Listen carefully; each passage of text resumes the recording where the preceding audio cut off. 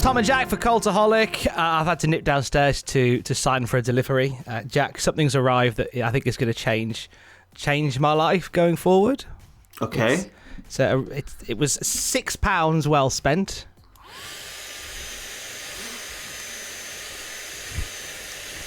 You know what? That's just really good. I've got nothing cynical to say. That's just really good. What could you say that's cynical about him? Yeah, it's fantastic. Every news video is now infinitely better. Here is your wrestling news. Debuts and a title change on last night's NXT. Chris Jericho's backstage role in AEW has been revealed. And wait till you get a load of this bizarre Vince McMahon storyline pitch. We'll get to it in a bit. Starting off from last night's NXT, Tuesday nights, very much the home for the black and gold brand with their feet under the table. They had themselves a pretty big night last night. We saw debuts from AJ Francis, former NFL player who aligned himself with Isaiah Swerve Scott, and the debut of former Evolve Tag Champion Anthony Henry, who was in there under the name of Asher Hale in a losing effort to Cameron Grimes. AJ Francis has been a lot of hype around this sports star coming in and being a part of the wrestling world, Jack. Yes, and I think that it's probably a good move. Would you agree to align him with somebody as experienced and as well-rounded as Isaiah Swerve Scott? I really do see Scott as someone who's a pro wrestler, like they're good at all the aspects of pro wrestling. So I think it does make sense to have him in he the fits the faction. Role. He fits that whole role perfectly. So we've seen it sort of bubbling away over the past week or so. Now Swerve Scott aligned with his entourage of Ashante the Adonis, Brianna Brandy, and now AJ Francis. They're a great looking bunch of lads and lass. It may partly be inspired by stuff he'd done previously in Evolve, and I think it kind of is one of those things where it helps everyone involved. So that's good, isn't it? Absolutely. Asher Hale is the new name for Anthony Henry. Interesting choice on the name there. But there's something about Anthony Henry that I really like. There's a certainly like a he's got, for lack of a better term, there's an X factor in an Anthony Henry, and whilst it was in an enhancement role per se, I think there's big things for him as part of this roster. Very distinctive look as well, which always helps. And I think they seem to have quite a lot of trust in him too. I know that he lost straight away and it wasn't too competitive a match, but you know, it's still a singles match on what was a really big card, wasn't it? So they obviously do have a degree of trust in him. A big card headlined by a street fight for the NXT Women's Tag Team Championships, and we have ourselves brand spanking new NXT Women's Tag Champs in the way. Indy Hartwell, Candice LeRae having themselves a brawl with Ember Moon and Shotzi Blackheart, a plethora of weapon shots, a great dive from Blackheart late into the match as well. LeRae picking up the win, pretty brutal fashion, the old wicked stepsister into a steel chair. 55 days Moon and Blackheart were NXT Women's Tag Champs, and in the lifespan of the belt, which the belts that came into existence at just before Takeover Stand and Deliver, I do believe, we've already had 3 sets of champions. This might be the WCW World Title 2000 of WWE belts going forward. Maybe, but it does feel hard-earned though, doesn't it? Because Candice and Indy have been feuding with Shotzi and Ember for quite a while now. And it does feel like it wasn't just a random title change thrown in there. I think you could probably argue that maybe the first kind of left field decision was the decision to give Ember and Shotzi the belts in the first place, because it was Raquel and Dakota. It was their whole thing was going on in the immediate aftermath of Stand and Deliver. But at the same time, I'm worried a little bit that it's going to become that. I can't get away from the idea that maybe NXT just want to have a belt that they can throw around onto loads of different people. I don't think they would, but I think I'm just conditioned to expect a title to behave in that sort of way at some point. It lends itself to what's something that's going on in WWE at the moment. And we had on Love You by Friday, on our Twitch show on Friday, we had a phone call and we talked about this. How the champions in WWE right now are predominantly heel, more so than I think in any other time period. And Shotzi Blackheart and Ember Moon were maybe one of 3 champions within the company that were of the babyface persuasion. You had them, you had MSK as the tag champs, and Kushida as the cruiserweight champion. Everybody else are baddies on paper. Obviously, Rhea Ripley kind of blurring that line somewhat, I think, between sort of being a face and being a heel. But and the question was raised, and this was we asked why this was the case, and there is some suggestion that maybe we're lining up all these heel champions, so when we get back in front of live crowds, we can see some big pops for some big babyface title changes. Oh, that would certainly make sense. I'm really surprised now that you've pointed it out. Yes, absolutely, but I'm really surprised that it's that way around, because NXT is meant to be it's Triple H's thing. He's all inspired by the NWA and territories and everything. My Slack notifications are coming through, and really, I would have thought that NXT would be the one that. I'm gonna need to mute that, aren't I? I like your. Why does mine make that noise?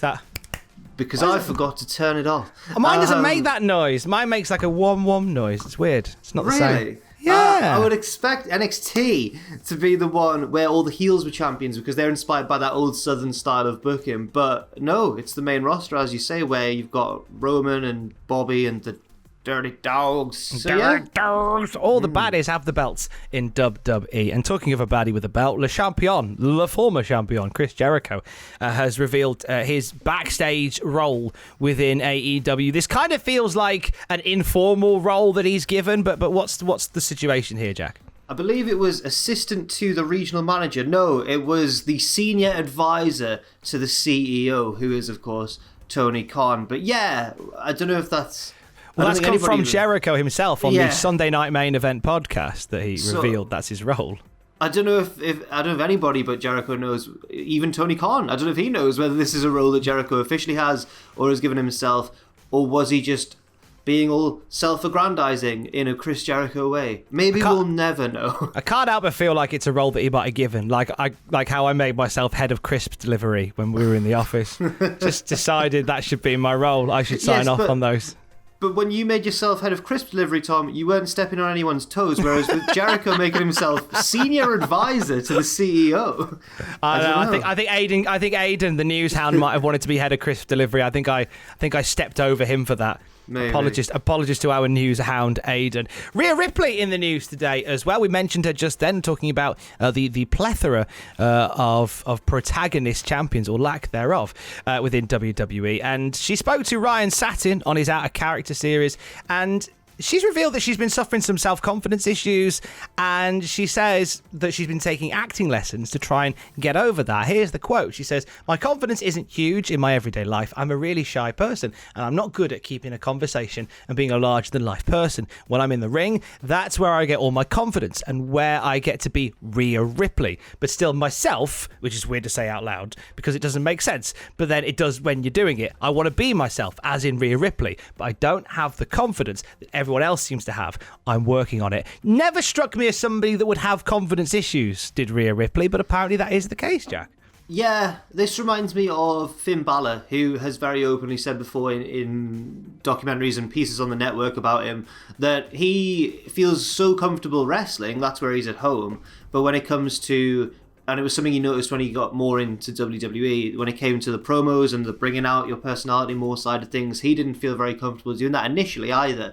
So I do kind of understand. Rhea Ripley, of course, is a very talented in-ring wrestler. She was kind of earmarked for future success pretty early on, wasn't she? Everyone, when she's going to be good. And often it can be those ones who maybe aren't as natural in front of, like, on the microphone or anything like that. Not that I've really noticed it that much with Rhea Ripley. I think that she comes across fine. But, I mean, it's always nice when someone's trying to work on their confidence, isn't it, or trying to improve? Yeah, now she's made the step up from NXT to the main roster. Start that argument all over again. Yeah, she does sort of want to mix it up and push a little bit further on. Let's talk a bit more about NXT, where she came from. A former member of the NXT roster back in season 1.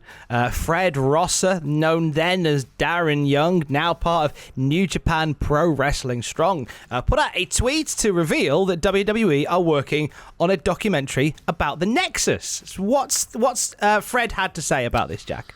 He tweeted saying, "I proudly wore my New Japan track jacket during the filming of WWE's network documentary Untold Nexus because I want to represent the best hour of pure professional wrestling on the planet, New Japan Strong." So he's kind of what he thinks that sounds really polarizing. What he intends to be the main story of this tweet is the whole bigging up New Japan Strong, but everyone else has gone, ooh Nexus documentary. Exactly, yeah. Because there's loads of great stories to come from that first season of NXT, that what came to be the Nexus. You think of some of those people involved in it who would be amazing talking heads. Daniel Bryan, who we've talked about today, no doubt will have recorded some stuff for it. Fred Rosser, Darren Young, we know is recording some stuff for it as well. Heath Slater, whilst no longer in the company, certainly would be up for getting involved in something like that. We know Justin Gabriel is somebody that's got quite a lot going on and would no doubt be free to have a chat about what's been going on there as well. Ryback. And finally, a bizarre storyline for Vince McMahon has been revealed. So this is a story from Sean Ross Sapp from Fightful, and it mentions, once again, our boy Justin Gabriel, formerly of the Nexus. And I love when Vince McMahon ideas get thrown around, because normally they are the most bombastic, the most ridiculous, and this one very much lends itself to that. So Sean Ross Sapp put out a tweet from Fightful. He tweets, "Favourite ridiculous pitch that I heard a wrestler make. Justin Gabriel pitched Adam Rose's Bunny developing into a hardcore wrestler and would go through tables, constantly be drinking and taking crazy spots. They'd find him backstage passed out with Vince McMahon under the mask." The old switcheroo there. I like that. Why didn't they do it, Tom? I'm livid that they didn't do it. I think that lends itself to so much fun to be had. I reckon Vince would have been up for that. Yeah. I think it's in his wheelhouse, isn't it? He doesn't even have to do a lot of he would know that's why it didn't happen. He didn't understand. He wanted to do all of the crazy stunts. They were like, no, the bunny cost, you don't have to. I reckon that's why they didn't do it. Because Vince was like, oh, I'll happily, no, you just have to be at the end. Well, no, I want to do all the stunts. Probably wouldn't. I think that's what happened. There's been loads of stuff like this, like weird Vince stories that nearly were. Is there one that springs to mind for you, Jack? Oh, are you trying to link me into something? I don't know. I had a panic there. I didn't know because I was desperately trying to think of some myself that were, and you always hear a lot of stories about how he wanted to do an angle where Stephanie's baby was his. Oh yeah, like, oh no, that's a horrible thought. It's always fascinating, and obviously it never ended up going through. But it was always fascinating to me what would have happened if Mr. Kennedy had been revealed as the illegitimate son of Vince McMahon, and that would have been quite interesting. Oh, that was made for Mr. Kennedy. Then obviously what happened, and it ended up not being the case. There's rumours that he'd made his ring name in WWE Mr. Kennedy on the advice that it'll subconsciously appeal to Vince because his middle name is Kennedy. I don't know if that's true or not, though. I can believe that, actually. Yeah. 100% believe that was the thing. I can 100% believe that somebody thought that Vince McMahon dressing as a bunny would be a great idea, because we do as well. Yeah, we do as well. It's Football Manager night. What's happening on Cultaholic FC's docket this evening, Jack? We are scouting for players to boost our chances ahead of Season 3. And then maybe, depending on how quickly that process is, we might actually play some Season 3 games as well. But I'm sure that whether we get to the start of the season or not, we will have at least some friendlies as well. So there'll be some action, there'll be some buying of some players, and there's just going to be loads of fun. Are you doing Zelda? Sadly, no Zelda today. Unfortunately, our Hyrule trip has been suspended, but it is back next week. If you are looking for...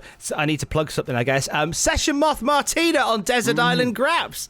That's on the podcast feed today. Oh, has she not... Has she never... I thought she'd done it before. No, never had the pleasure. She just seems like such a such a obvious character for that because she's so funny and she's got so many stories. Well, I'm really looking forward to that one. She's great. She talks about her time in Japan. She talks about her tryout with WWE and a whole bunch of other stuff, and sort of why she made the decision to go to Ring of Honor. Her new love for Dungeons and Dragons.